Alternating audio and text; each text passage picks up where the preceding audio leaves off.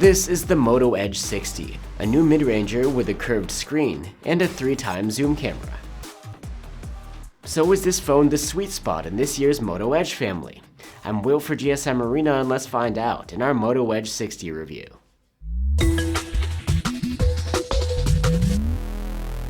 Motorola's Edge series phones are quite recognizable with their curved designs and Pantone colors. And this year they bring a bunch of Moto AI-based features too. The Edge 60 itself is more of a middle-of-the-road option in the series. It has a telephoto zoom camera, unlike the Fusion, yet its chipset is not as powerful as the Pro models.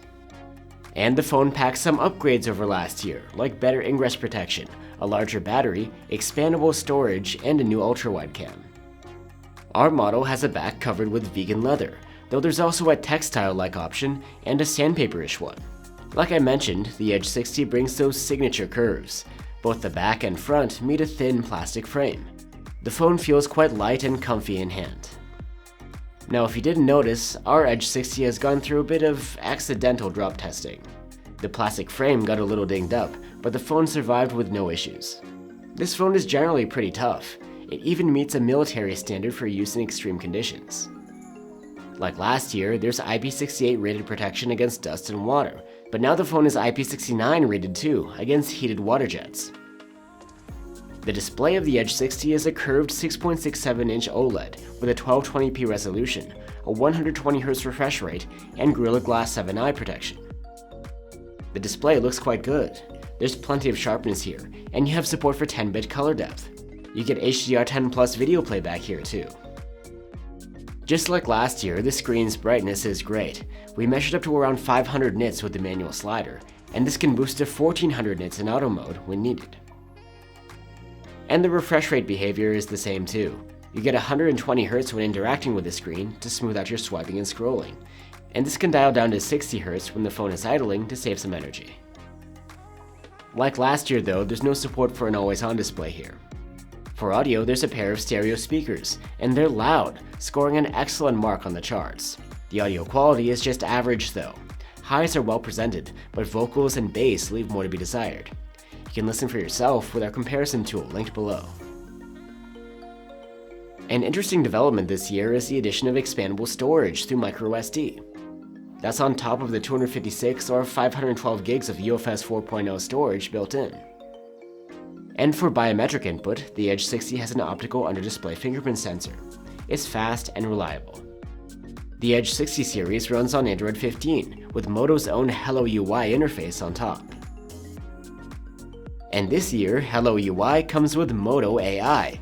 It's an extensive suite of AI-based features that even integrates features from other AI platforms.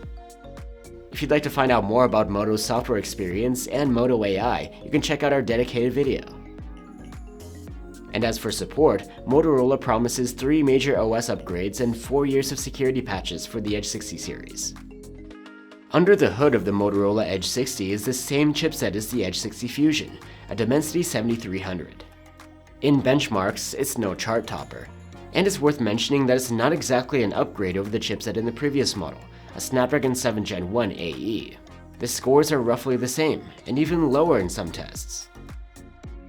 Still, the performance is adequate for the class, and the phone feels responsive in your daily tasks. And as expected for a modest chipset, the sustained performance is quite stable, without thermal throttling.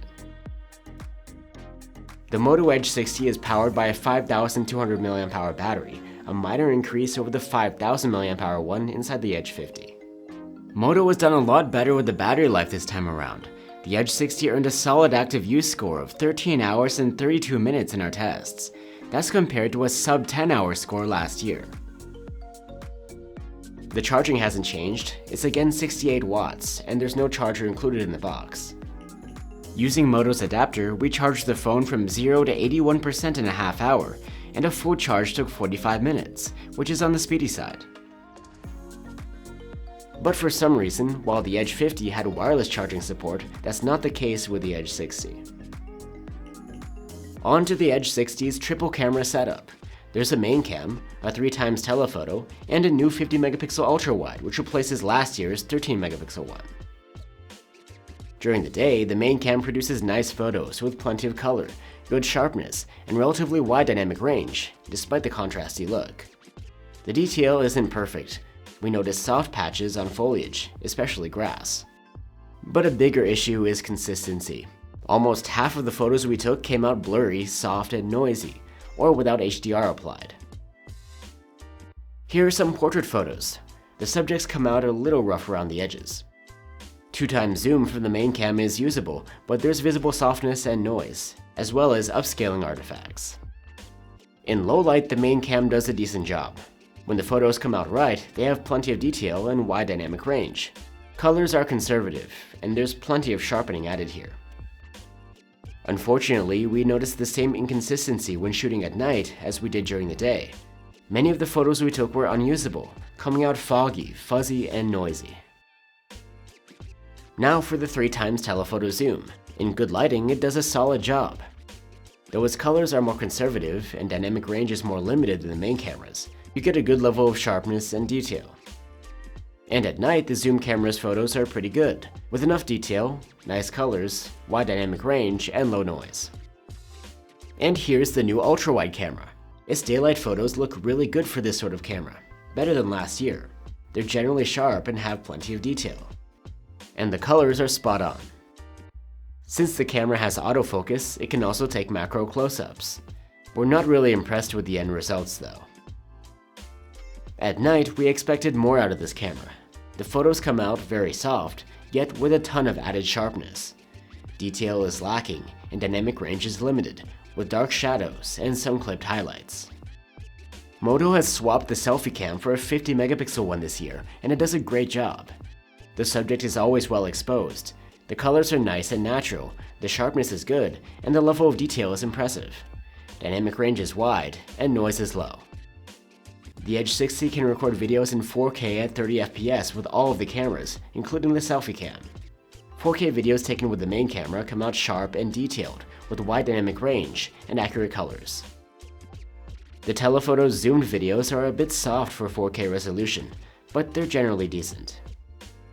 And the ultrawide does a good job when recording videos. They're sharp and detailed, and the clips have livelier colors than the other cameras. The electronic video stabilization smooths things out quite nicely. And in low light, the main camera's 4K videos come out very soft and noisy, with clipped highlights. So there you have it, the Moto Edge 60. It packs a lot of nice features, plus there are plenty of upgrades over last year.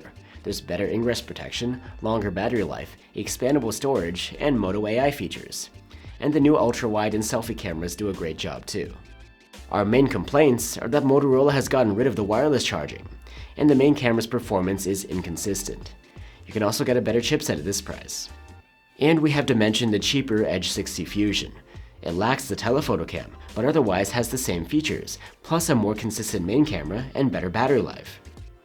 So while the Edge 60 is a decent mid-ranger, if you're not dead set on having this telephoto camera, then the Fusion model will get you more bang for your buck.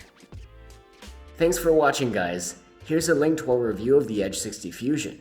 Or if you want a more powerful chipset, you can check out our review of the Poco X7 Pro. Let us know what you think, and I'll see you on the next one.